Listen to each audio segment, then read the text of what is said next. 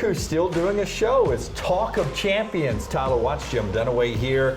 We're about to talk about the SEC champion, Alabama Crimson Tide, on their way to the college football playoffs. Show brought to you by a lot of great folks. The folks at Roback.com. Promo code TNR20 this holiday season. Get a chance to get 20% off.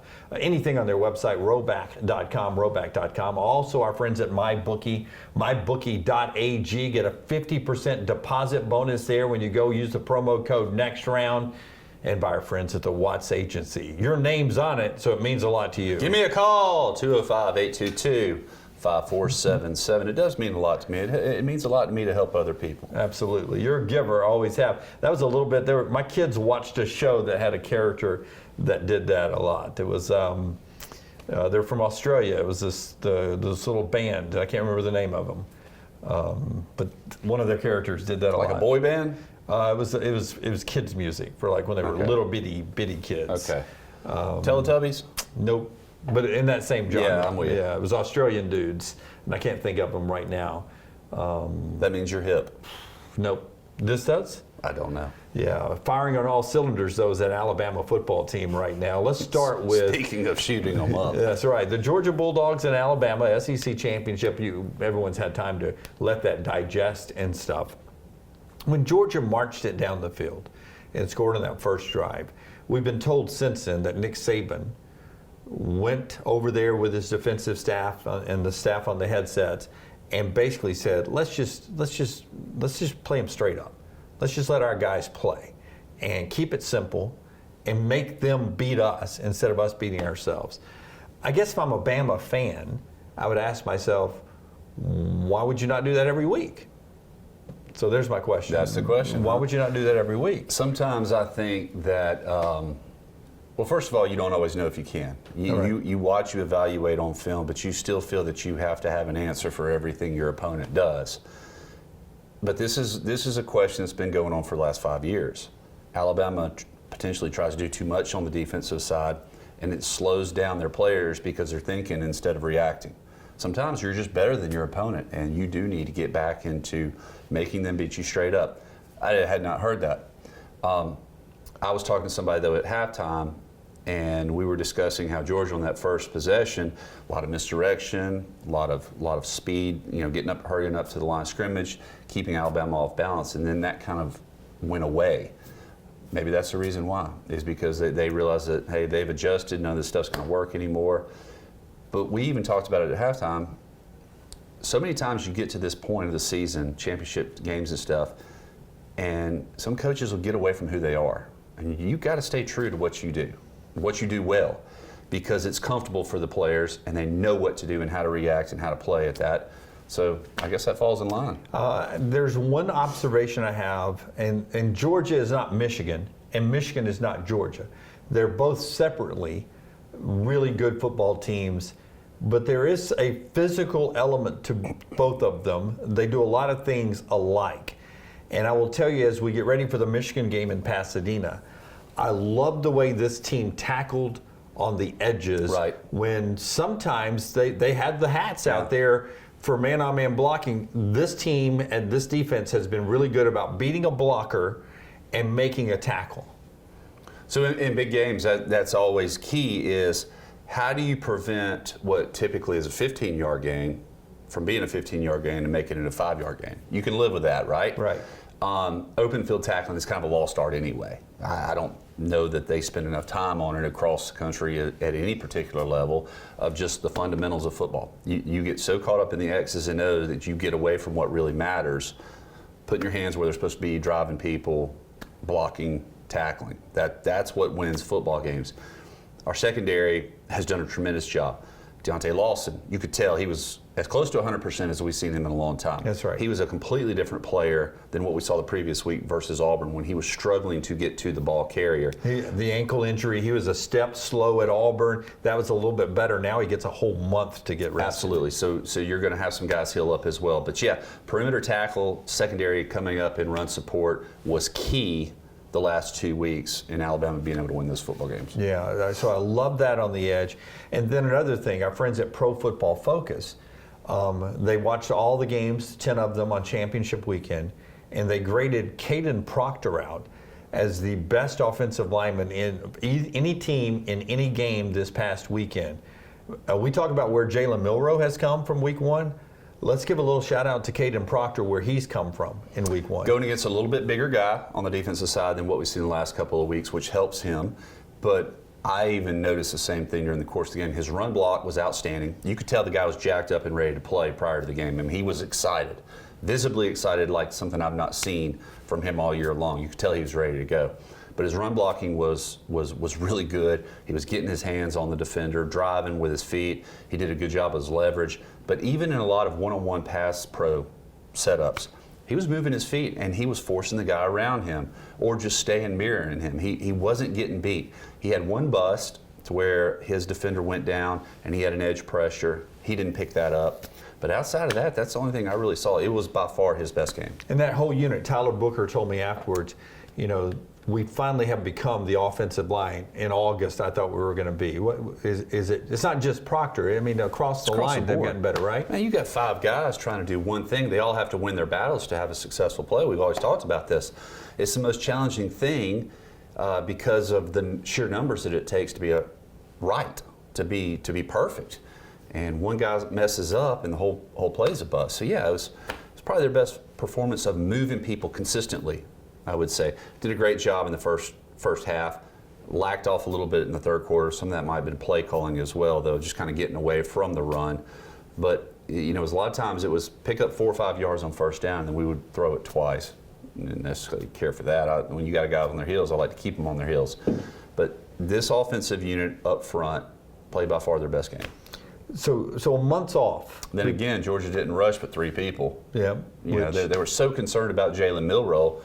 I don't know why, but I mean, yeah, he's going to beat you. He's going to get his. But to sacrifice 2 guys to mirror and not be a presence in either pass rush nor pass protect. To give him coverage, time to throw. Right. Yeah.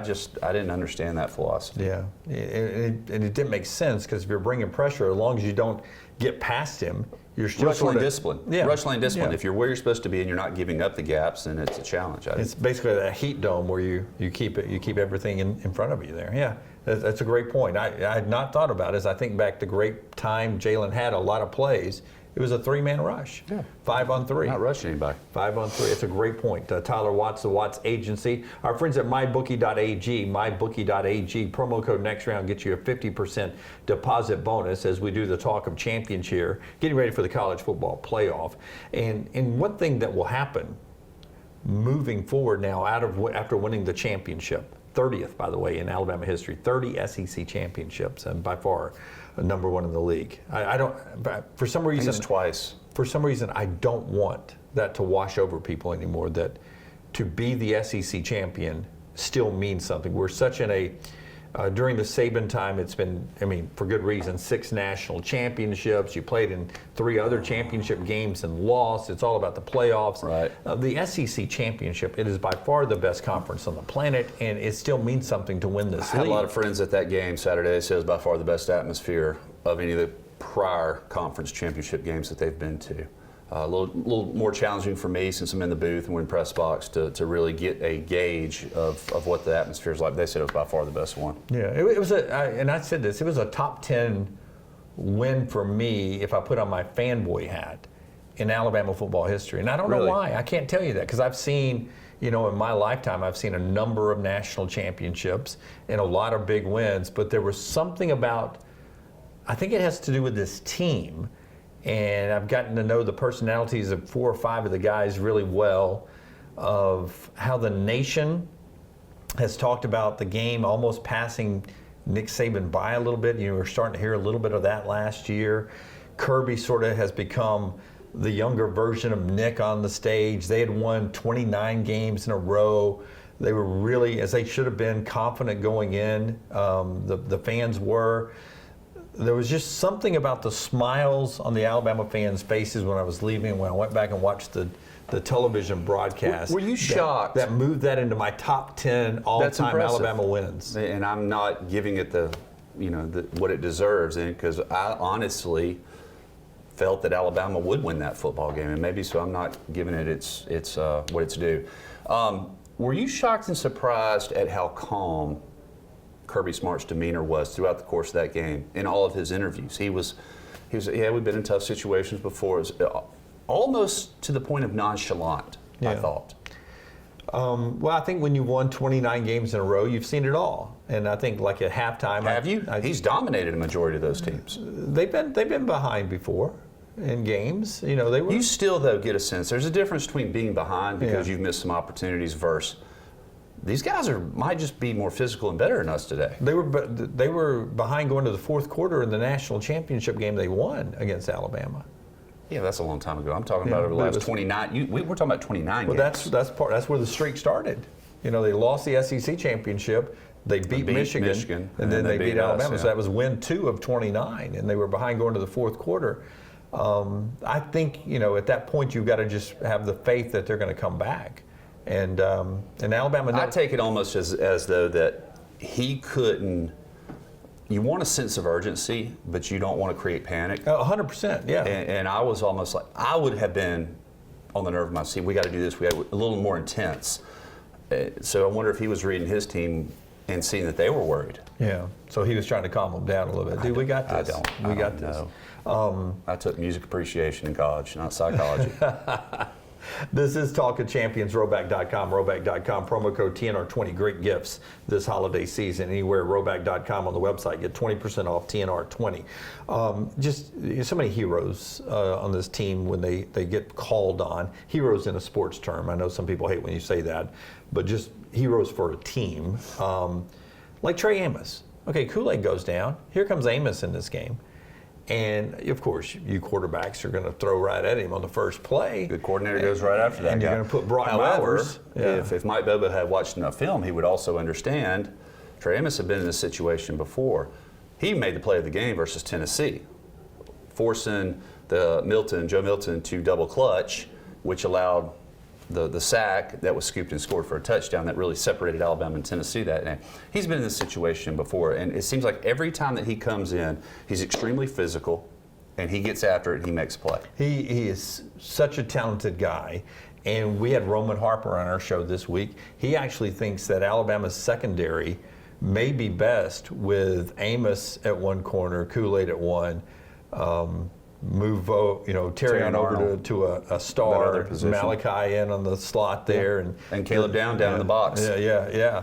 I mean, that's a good nickel there, and throw a dime out there. We with started Jalen seeing that Key. a couple of weeks ago too, where Caleb Downs would actually come down into the box, so you have him in run support, which he does such a good job, but also to apply pressure on a guy like Brock Bowers. Now, Brock Bowers was not 100%. I think we'd all know that, but still having that physical guy up front to disrupt the release and change the pattern a little bit, that was huge as well. One thing that Michigan will have to do that they have yet to put their finger on is manage Big Ten championship to playoff time, that time in between to get your team ready for the game. Michigan has lost 6 straight bowl games, including the 2 playoff games under Jim Harbaugh. They are 1-6. Nick Saban seems to be very good. And Kirby took it with him. The formula of when days are off, when to practice, when to install, when to go physical, when to have your team ready for that one night. Because I would imagine, please tell everybody how hard it is to have basically 30 days off between games. It's a challenge because creatures of habit, right? We always talk about that, the regimental daily deal of every football player, the weeks. You have this many weeks, or this many days to get prepared for the game, then this many weeks before you have your off week, and everything is regimented. So now you have a period of time, it's kind of like preseason. You're just practicing. And what are you really accomplishing? And it's hard to physically stay where you need to be as well as mentally, and it can become a drain. And then I've been in 2 or 3 bowl games where by the time the bowl game rolled around, man, we were just tired and ready to go home. I mean, it was just a process that was drawn out. Wasn't exciting to be there, and that's the challenge that these coaches have. Yeah, and they seem to do a good job. We're going to do another Talk of Champions to preview the X's and O's of the Alabama-Michigan game as we get a little bit closer to that. But they're obviously very talented. And they're a team, if you have not watched a lot of Michigan, that at times will throw 7 offensive linemen out there at one time. So I think Alabama's strength on defense, they're good everywhere, is their secondary when they're in nickel and dime. Is there a chance you play the whole game never in nickel or dime in this game? Possibly.